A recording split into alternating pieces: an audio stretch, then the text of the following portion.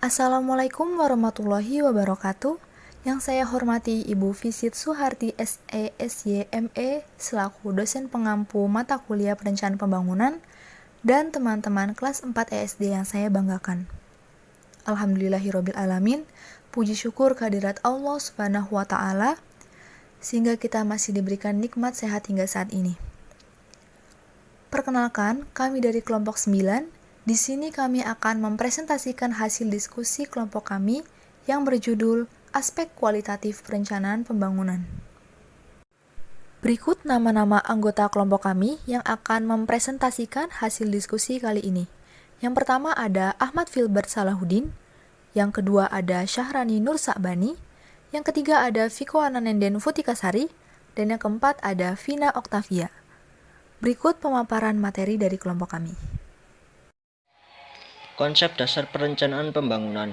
Menurut Undang-Undang Nomor 25 Tahun 2004, perencanaan merupakan suatu proses untuk menentukan tindakan masa depan yang tepat melalui urutan pilihan yang tepat dengan memperhitungkan sumber daya yang tersedia. Sedangkan pembangunan merupakan sebuah proses multidimensional yang mencakup berbagai perubahan mendasar atas struktur sosial.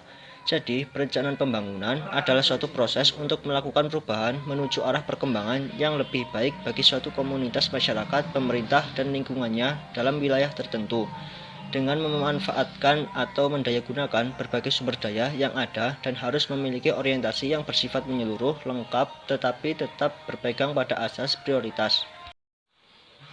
Kualitas perencanaan pembangunan. Koch dan Davis, tahun 1994, menyatakan kualitas merupakan suatu kondisi dinamis yang berhubungan dengan produk, jasa, manusia, proses, dan 37 lingkungan yang memenuhi atau melebihi barangan. Dalam Ciptono 2051, beberapa definisi lain yang dikutip oleh Julian Yamit 2001-7, yaitu diantaranya, yang pertama, kualitas adalah apapun yang menjadi kebutuhan dan keinginan konsumen, menurut Edward Dennin. Selanjutnya, kualitas adalah nihil cacat, kesempurnaan, dan kesesuaian terhadap persyaratan, menurut Philip B. Corbs. Selanjutnya, kualitas adalah kesesuaian dengan spesifikasi, menurut Joseph M. Jarwan, David Garvin 1994, yang dikutip oleh Julian Yamit 2001-17. Aspek kualitatif. Salah satu aspek yang harus diperhitungkan dalam membangun ekonomi daerah adalah kemampuan untuk memanfaatkan sumber daya manusia dan sumber daya alam seefektif dan seefisien mungkin. Kemampuan dalam memanfaatkan sumber daya tersebut meliputi persediaan secara kuantitatif, mutu sumber daya secara kualitatif, dan dimensi penggunaannya harus dirumuskan dalam sebuah kerangka kebijakan pembangunan ekonomi daerah yang bermutu, adil, berwawasan lingkungan, dan berkelanjutan. Hal ini merupakan filosofi utama dari makna otonomi daerah sebagaimana digariskan secara tegas dalam Undang-Undang Nomor 22 Tahun 1999 dan Undang-Undang Nomor 25 Tahun 1999. Secara teknis, hasil-hasil yang dicapai dalam pembangunan ekonomi daerah tentu akan sangat tergantung dengan sejauh mana sumber daya yang tersedia, serta kualitas yang mampu dioptimalisasikan penggunaannya. Era otonomi daerah mengisyaratkan pula perlunya diadakan suatu pengkajian yang mendalam bersifat komprehensif tentang beragam potensi sumber daya yang tersedia dan akan digunakan sebagai modal dasar utama untuk menggerakkan dan mendorong proses pembangunan dan pertumbuhan ekonomi daerah. Aspek kualitatif. Yang pertama ada sumber daya alam. Pembangunan suatu bangsa memerlukan aspek pokok yang disebut dengan sumber daya. Salah satunya sumber daya alam. Pada dasarnya, sumber daya alam merupakan aset yang dimiliki suatu negara yang meliputi tanah dan kekayaan alam, seperti kesuburan tanah, keadaan iklim atau cuaca, hasil hutan, tambang, dan hasil laut yang sangat mempengaruhi pertumbuhan industri suatu negara, terutama dalam hal penyediaan bahan baku produksi. Dengan adanya sumber daya alam yang melimpah dan berpotensi tinggi sangat mendukung pembangunan ekonomi suatu negara. Aspek kualitatif yang kedua yaitu sumber daya manusia. Selain sumber daya alam, terdapat sumber daya manusia yang berdampak pada pembangunan karena sumber daya manusia merupakan modal dasar dari keyakinan suatu bangsa.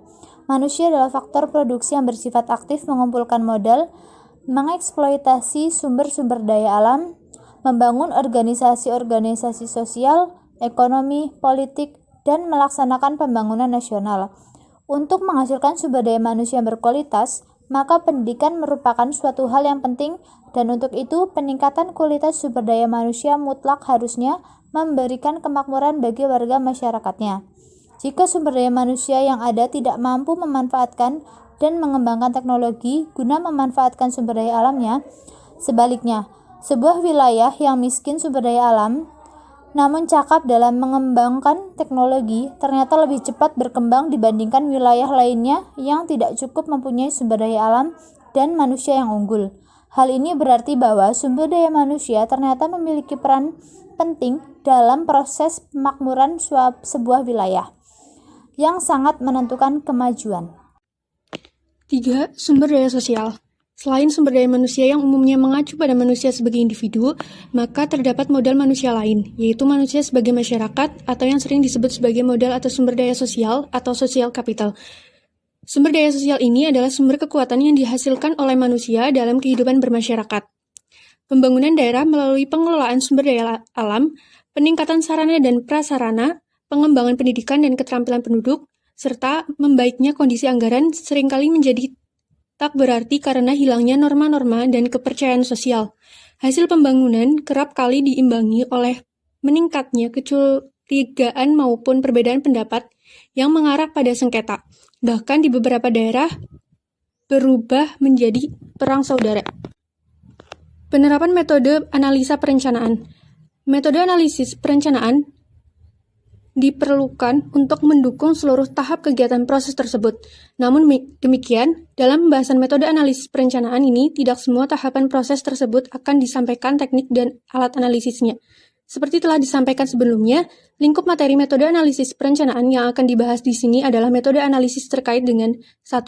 Deskripsi karakteristik objek perencanaan, 2. Peramalan karakteristik objek perencanaan, 3. Optimasi dan keputusan pengembangan objek perencanaan. Semua metode analisis tersebut akan berguna dalam mendukung terlaksanakannya kegiatan perumusan tujuan dan sasaran, identifikasi pilihan tindakan, evaluasi komparatif terhadap pilihan tindakan. Mengingat bahwa metode analisis perencanaan mempunyai dua kutub, yaitu metode analisis kuantitatif dan metode analisis kualitatif, maka pembahasannya juga akan dipisahkan antara keduanya. Namun demikian, pembahasan metode analisis kualitatif tidak akan dibagi menurut proses perencanaan, karena tidak ada metode analisis kualitatif yang spesifik untuk setiap tahap proses perencanaan. Penerapan dalam perencanaan, persoalan anak jalanan semakin meningkat dan meresahkan. Selain mengganggu lalu lintas dan merusak citra kota, juga menimbulkan keresahan akan masa depan anak-anak tersebut sebagai generasi muda penerus pembangunan bangsa. Persoalan anak jalanan tidak lepas dari latar belakang kehidupan keluarga dan komunitas tempat tinggal mereka. Kelurahan Cibangkong di Kota Bandung merupakan tempat konsentrasi komunitas yang menghasilkan anak jalanan yang tersebar di Kota Bandung. Sebagai masukan untuk menghambat perkembangan anak jalanan di Kota Bandung, maka perlu dipahami dengan seksama sejarah komunitas tersebut dan mengapa anak jalanan dapat tumbuh subur di dalam komunitas tersebut. Dengan pemahaman yang lengkap dan mendalam terhadap komunitas tersebut, maka akan dapat diambil kebijakan yang tepat untuk mengurangi percepatan pertumbuhan anak jalanan yang berasal dari komunitas tersebut. Itulah tadi pemaparan materi dari kelompok kami mengenai aspek kualitatif perencanaan pembangunan. Kurang lebihnya mohon maaf, sekian presentasi dari kami. Wassalamualaikum warahmatullahi wabarakatuh.